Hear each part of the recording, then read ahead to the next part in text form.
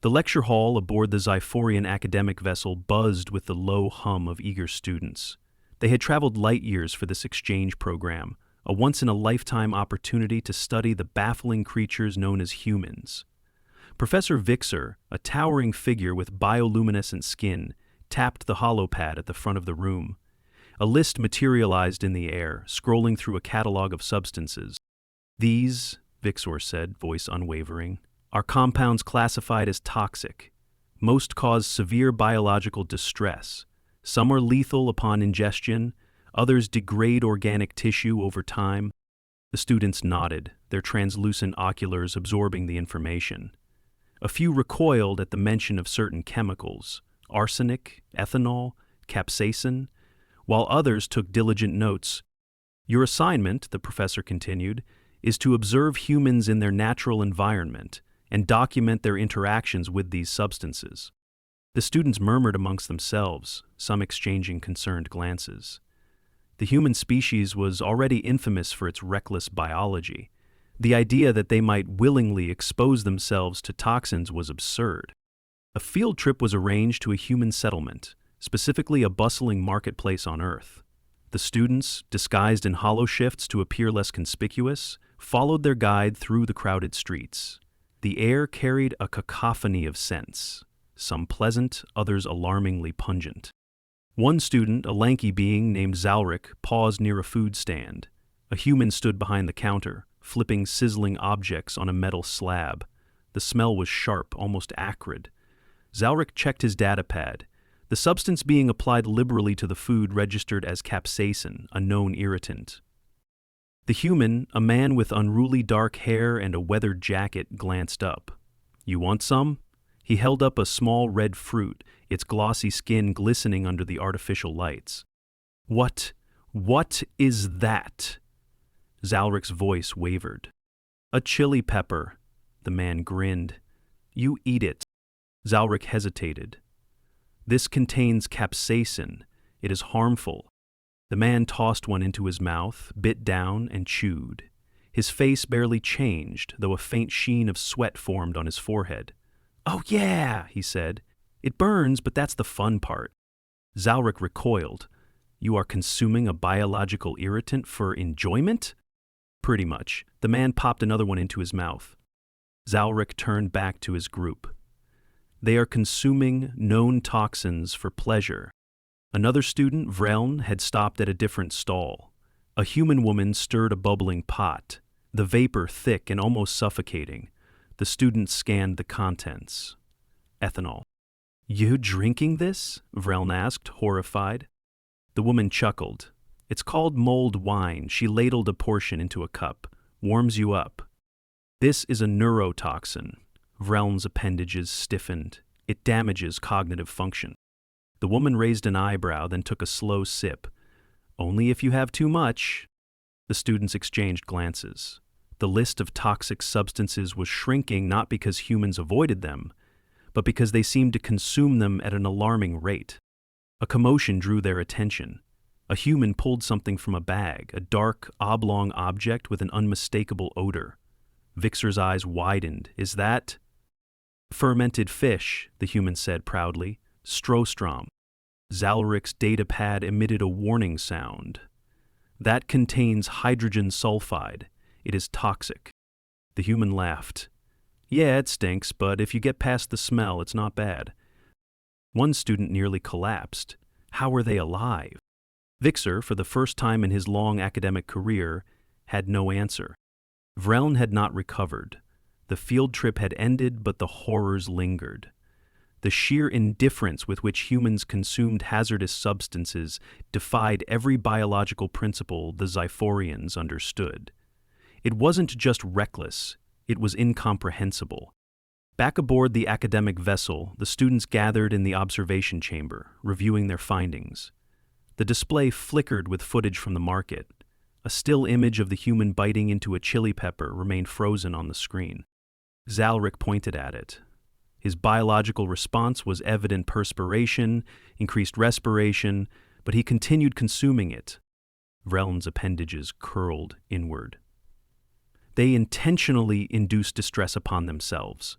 What possible evolutionary advantage does that serve?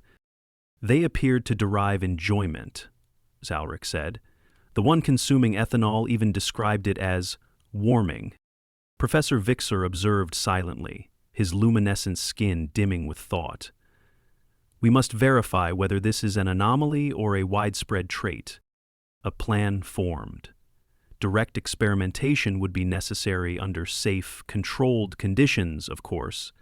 The Xyphorians arranged a formal diplomatic exchange, inviting a human delegation aboard their vessel.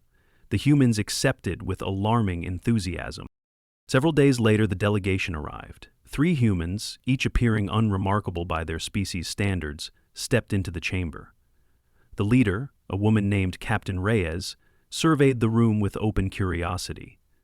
Beside her was a man with a scarred forearm and another who carried a steaming cup of something the scanners flagged as caffeine-A stimulant. Vixer addressed them directly. We have been conducting research on human biological tolerances. Your species displays an unorthodox relationship with hazardous compounds. Reyes exchanged a glance with her team. Sounds about right. Vreln hesitated before speaking. We wish to understand your limits. Would you be willing to demonstrate? The humans seemed far too eager. A controlled environment was prepared. The Xyphorians arranged a series of test substances, each flagged as dangerous by their medical databases. The humans sat before them, unconcerned. The first test involved capsaicin concentrate far beyond what the market samples had contained. The scarred man, who introduced himself as Davis, dipped a piece of neutral food into the searing liquid and chewed thoughtfully. A moment later, his face reddened, his breathing quickened, and yet he grinned. Ooh, that's got a kick. Vrelin's appendages twitched. You are experiencing acute pain. Davis exhaled sharply. Yeah, but it's a good burn. The Xyphorians exchanged uneasy glances. The next test involved ethanol in increasing concentrations. Reyes took a sip of the provided sample, nodded, and gestured for a stronger dose. This is quite mild, she commented. The Xyphorians recalibrated. A more potent variant was provided.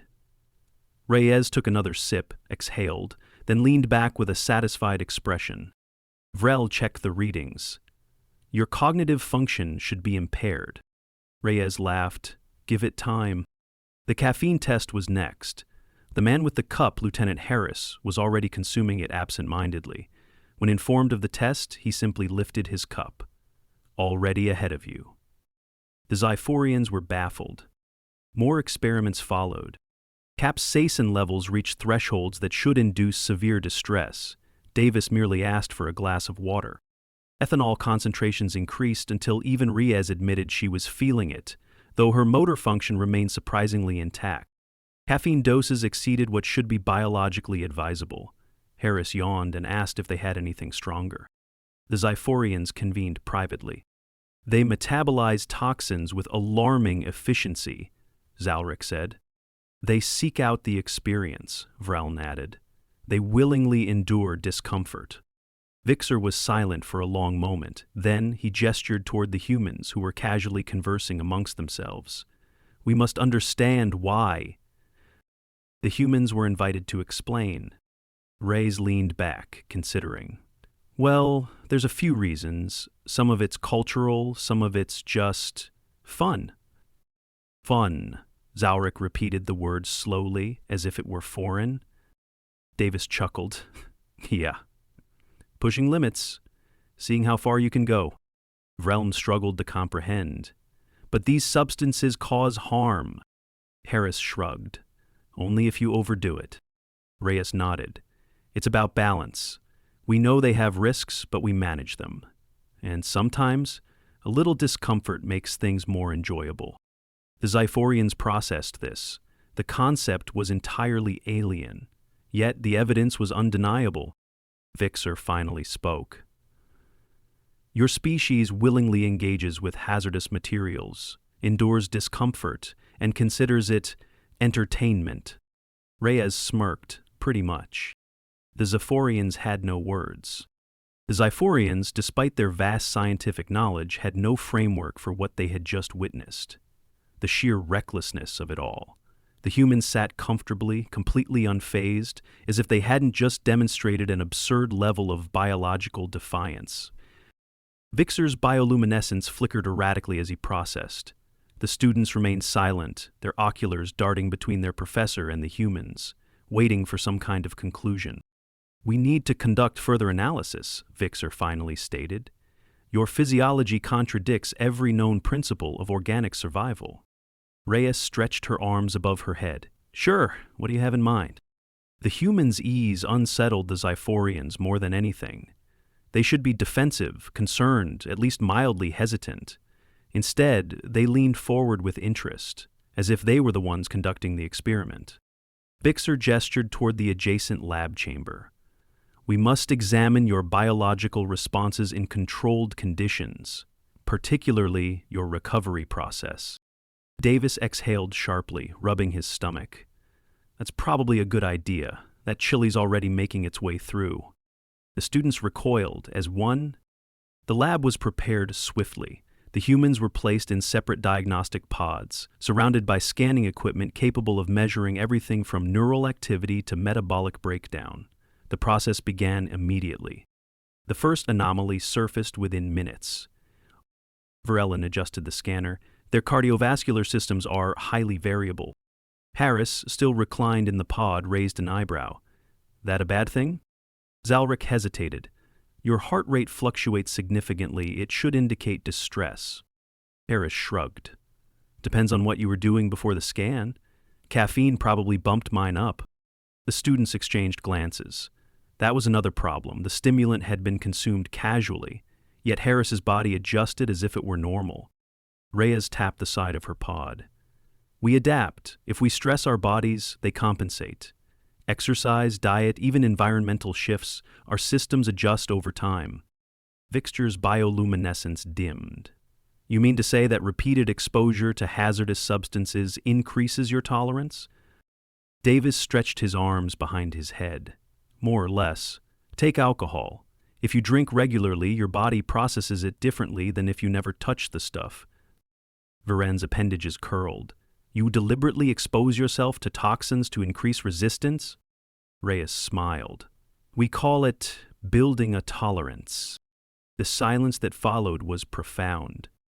The scans continued.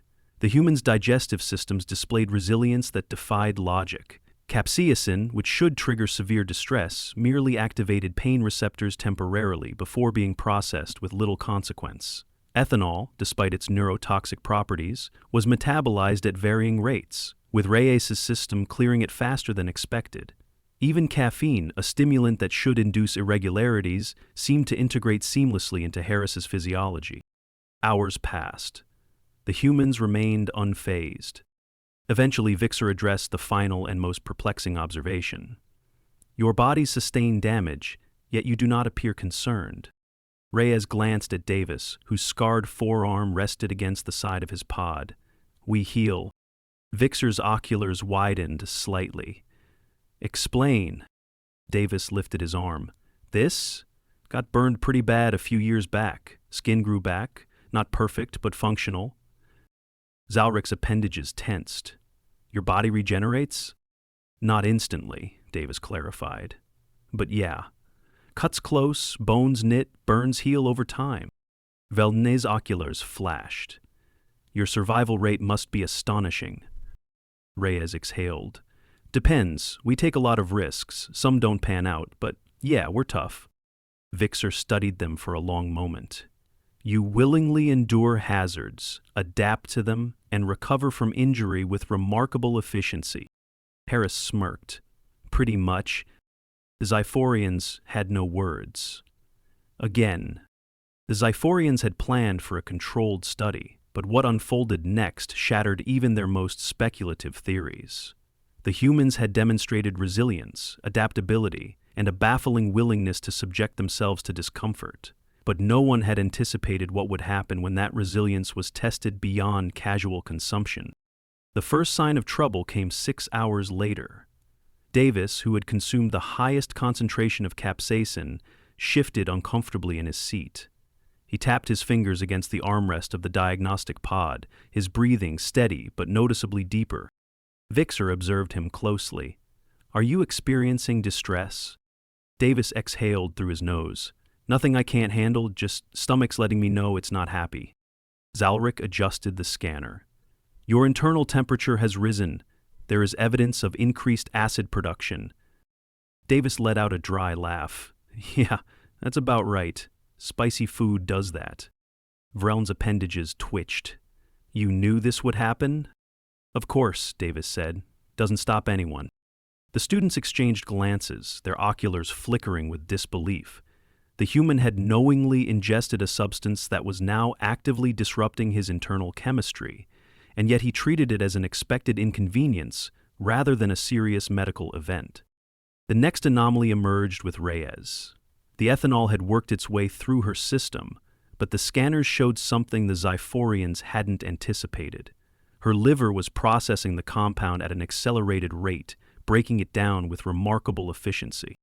Vixer pointed at the readout. "Your metabolic function is compensating for the toxin. Your body is actively neutralizing it." Reyes nodded. "Yeah, that's what livers do. Filter out what shouldn't be there." Vreln studied the data. "But the process is not uniform." Reyes stretched her arms. "It varies from person to person. Some people can handle more than others." Zalric's appendages tensed. "Your species has an internal filtration system that adjusts dynamically?" "More or less," Reyes said. "It's not perfect, but it gets the job done." Vixer remained silent for a long moment, processing. The humans had a built-in detoxification system, one that adapted to exposure. It was no wonder they could ingest hazardous substances with such alarming regularity.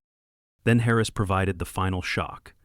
The caffeine had been circulating in his system for hours, and yet, instead of exhibiting signs of distress, he looked perfectly alert. If anything, he seemed more at ease than when they had started. Zalric adjusted the scanner. "You should be experiencing irregularities in neural activity." Harris glanced at him. "Like what?" "Erratic impulses, overstimulation, potential cardiac strain." Harris chuckled. "Nah, this is normal for me. If anything, I'd be worse without it." Vreln's appendages curled. "You require the stimulant to function?" Harris nodded. "Some people do. Not a full dependency, but it helps." The students recoiled. This wasn't just tolerance, this was integration. The humans didn't merely endure toxins, their bodies adapted to them, sometimes even relied on them. Then Davis groaned. Everyone turned. He pressed a hand to his stomach, his jaw tight. Vixer stepped forward. "Your condition is deteriorating." Davis shook his head. "Nah, I just need to walk it off." The Xyphorians were horrified. "Walk it off?" Zalric repeated. "You are experiencing gastrointestinal distress."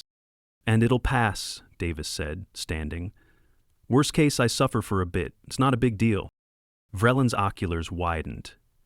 "You are knowingly enduring internal damage?" Davis shrugged. "I've had worse." The room was silent. The humans had demonstrated resilience, but this was something else entirely. They didn't just survive hazards. They accepted suffering as a natural part of existence.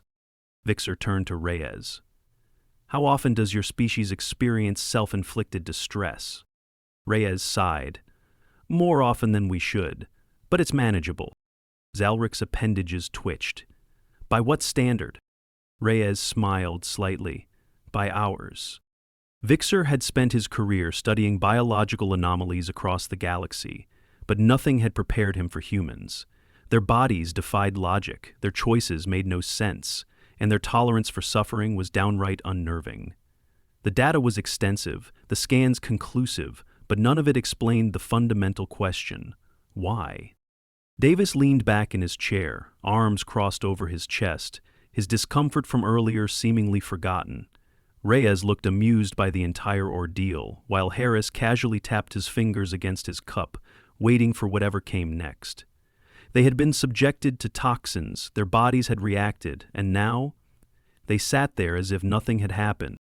Vixer finally did what he had never done before. He abandoned the scientific method. You have demonstrated astonishing adaptability, he said, but that does not explain your willingness to endure what should be avoidable pain. Is there no instinct for self-preservation? Reyes cocked her head slightly. Of course we have self-preservation, we just don't let it run our lives. Zalric's oculars flickered. That is contradictory, Davis chuckled. Not really. We avoid things that'll kill us immediately, sure, but discomfort? That's just part of living. Vreln looked between them, still struggling to comprehend. You intentionally consume hazardous substances. You allow your bodies to endure distress for recreation. You recover from injuries that would incapacitate most species, and now you claim that suffering is normal? Harris set his cup down. Look, pain is a signal. It tells us something's wrong. But pain itself isn't always the problem. Sometimes it's just part of the process. Zalric's appendages twitched. Elaborate. Reyes gestured toward Davis. He ate the chili, right? It hurt, his body protested, but he knew it wasn't real danger. He endured it because the experience itself was enjoyable. Davis grinned. And because I wanted to see how much I could take. Vren recoiled slightly. You seek your own limits? Harris nodded. All the time. It's how we improve. Vixer's bioluminescence pulsed faintly. You are suggesting that voluntary exposure to hardship makes you stronger? Reyes shrugged. In a way, yeah, it builds tolerance, teaches us what we can handle. Vixor turned to Zalric and Vrelnin. We assumed their biology was the anomaly. It is their mentality. The students absorbed this revelation in silence. Reyes leaned forward. You ever hear of vaccinations? Vixor hesitated. Explain. We introduce small amounts of harmful agents into our bodies, Reyes said. Not enough to kill us, just enough to train our immune systems to fight back. That way, when the real threat comes, we're ready. Vreln's appendages curled. You make yourselves sick to prevent worse sickness. Harris nodded. Exactly. Zalric was silent for a long moment. You do not simply endure suffering. You weaponize it. Davis grinned. Now you're getting it. Vixer exhaled slowly. Your species is not reckless. You are prepared. Ray smiled. We like to be ready for anything. Verlaine shook his head. And yet, despite your resilience, you still experience biological consequences. Davis patted his stomach. Oh yeah. I'll regret that chili later, but it's worth it. Zalric hesitated. You accept suffering for the sake of experience? Reyes nodded. It's part of growth. We test ourselves, push our boundaries. We get knocked down, but we get back up stronger. Vixer stared at them. This is why your species survived. Reyes smiled. Exactly. The Xyphorians had no further questions.